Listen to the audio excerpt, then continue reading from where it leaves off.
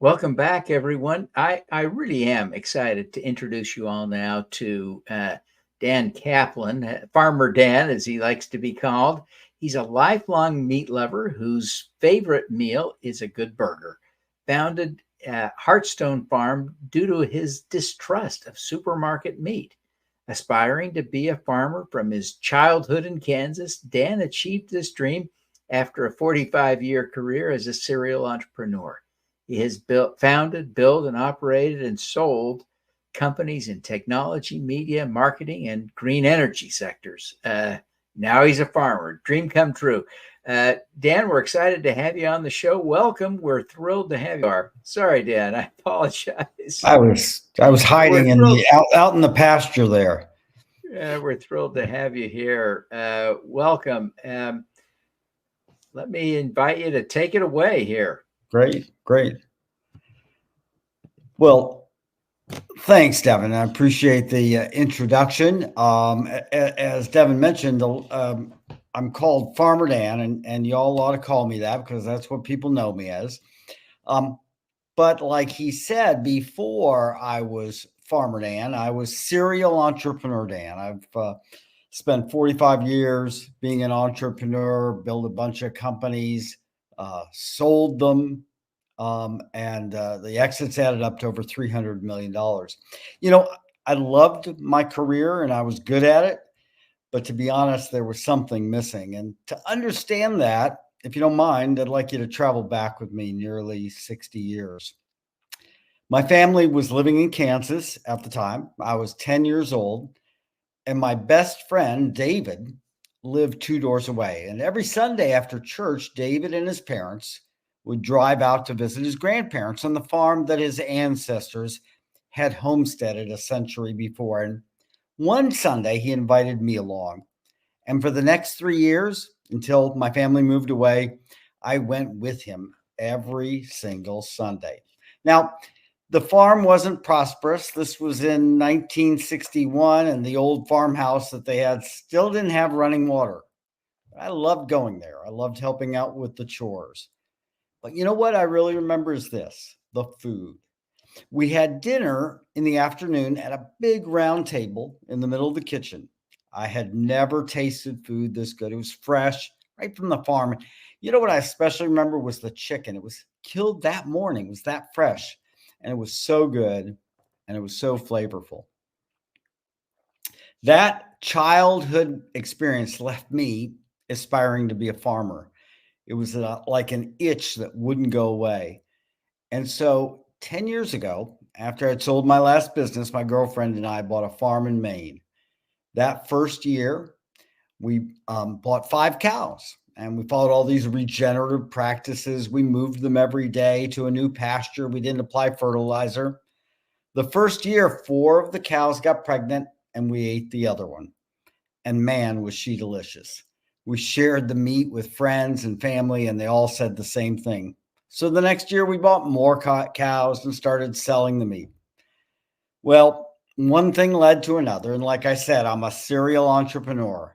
My team and I decided a year ago, we've got a big opportunity here to build not just a big business, but a true alternative meat supply chain that'll make a difference in something so fundamental and so existential as the food that we eat. So here's the problem right here: bacon, meat, any kind of meat. It's in these kind of quarters. If consumers saw this, they wouldn't buy bacon, right?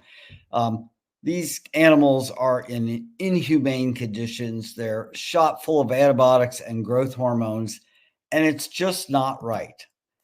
They're looking for choices. They're getting wise. And we're seeing this in our sales and in crazy demand that we're experiencing with our business. What do? We source directly from farmers that we vet and curate, and we sell directly to consumers. In other words, we're bypassing the meat supply chain, and that meat supply chain is dominated by the big 4 meat producers. We currently serve only 15 states, and we have an experienced team. We've launched a crowdfunding opportunity, And just to wrap up, we're bringing change to the meat supply chains, change that's healthy.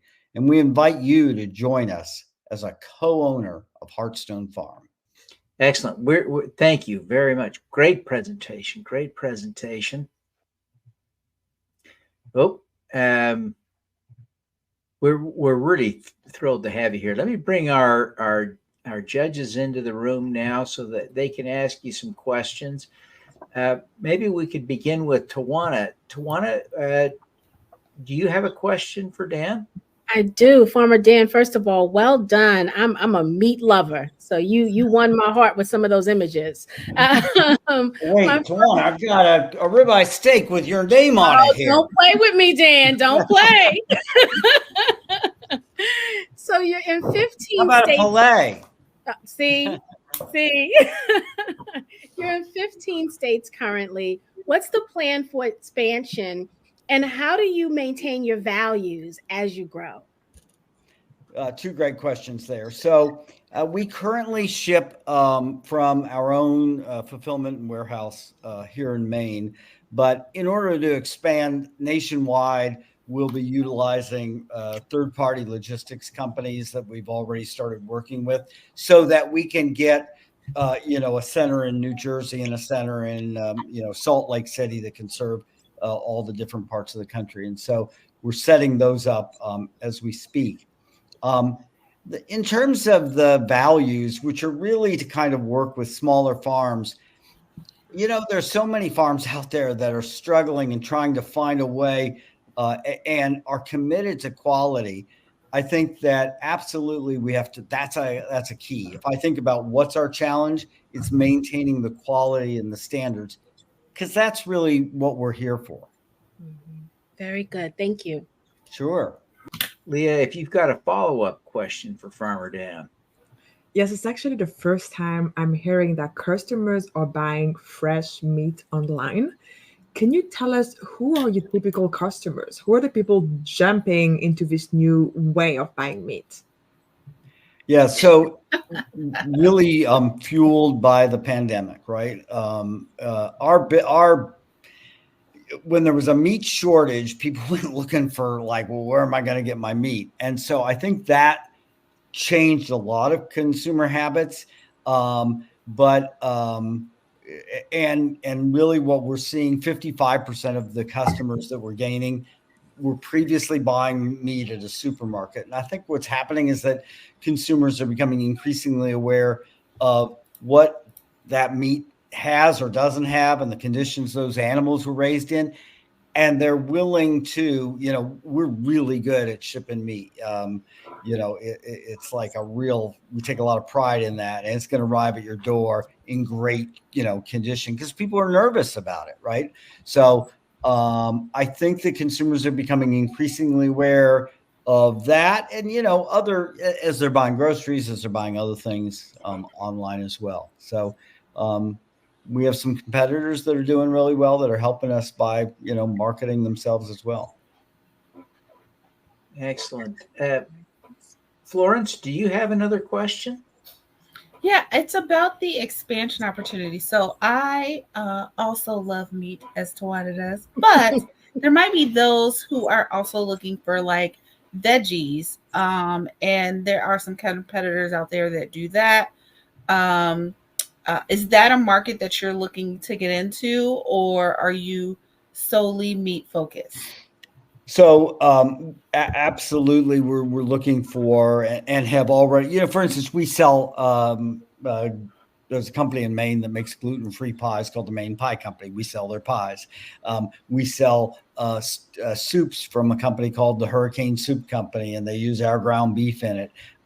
So we're looking for, extensions that fit, and absolutely. I think the next one for us is an obvious one is seafood that we're working on right now, that a lot of our customers have asked us for. But, kind of like, is it butter? Is it desserts? Is it things that all have a kind of a story to it? That's what's really important, that it's sourced, from someplace that isn't a factory. Great. Tawana, do you have a final question? To what role does technology play in the farming practices, if any at all? Technology's everywhere, every day, in all of it. You know, I think there's a lot of kind of what should I call it? Monitoring technology that we use. With all of the farms, things as simple as watching the weight of the animals as they grow. There's a new device, for instance, that allows farmers to use their phone to determine the weight of their animals, right? That's like really, really helpful. And of course, our business is completely technology driven. Very good. Thank you. Sure. Thank you.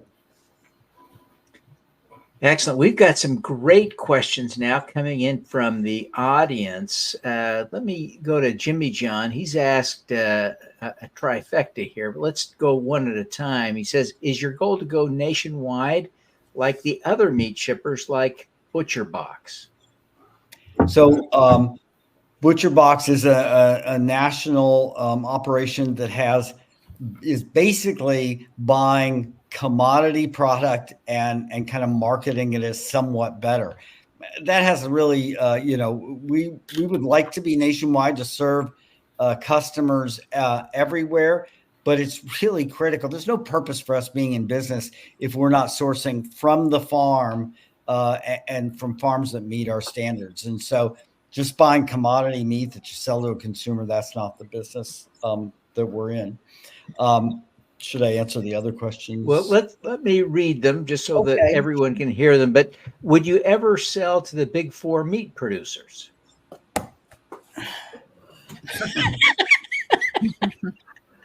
No.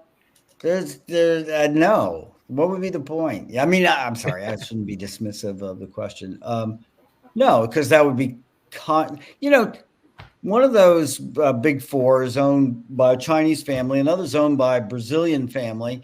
They are the problem. We are the solution. No. Okay. Excellent. And then the final question he asked out of this trifecta is, will you bring in supply from overseas? No, there's no need to. Butcher Box, for example, buys all of its grass-fed beef from Australia. It makes no sense to me. I don't even get that. There's, why we would import meat into the United States, which we are doing, but we're not going to do that. That's contrary to kind of the core mission that we have. Excellent. Jimmy's asked a whole other set of questions now. He says you'll need additional suppliers to grow. How will you manage all the farms to make sure they're following your standards? With team members who put eyes on that farm, who ensure that they're meeting all of our standards. We've already expanded to 50 farms. We can expand to more. We go and visit them. We spend time there. We need to build our team. Obviously, that's part of our fundraising. But we've hired people on our team who have done this in different capacities at other, places. So we've really built a system for really understanding what farms are doing and that they're meeting our protocols. One more thing, we require them to, fill out an affidavit and sign that the animals haven't gotten antibiotics or growth hormones. Excellent. Now, we've got another question that's come in from Ralph Mann, and I think we just have time for you to answer this, but he says, do you find that many of your investors from your crowdfunding campaign are actually customers? Almost 100%. I think we have 305 investors so far, 275 or so were customers. It was such a gratifying and really neat experience to see that happen. These are people who believe in us, and they're the owners, or at least co-owners. And so I think crowdfunding is great when you have loyal customers who really believe in you, and that happened to us. Fantastic. Well, Dan, thank you very, very much. We're going to kind of step into the next phase of our presentation here, and so I'm going to we're going to take a quick break, but I want to invite everyone to take a minute to take a look at the Start Engine campaign. You can scan the QR code there with your phone. Or just visit startengine.com and search for Heartstone. You'll find the offering there and be able to learn more about all the details so that you can better understand this offering. It's a really intriguing offer. I'm sure that you can appreciate. So I encourage you to check it out. We're going to take a quick break.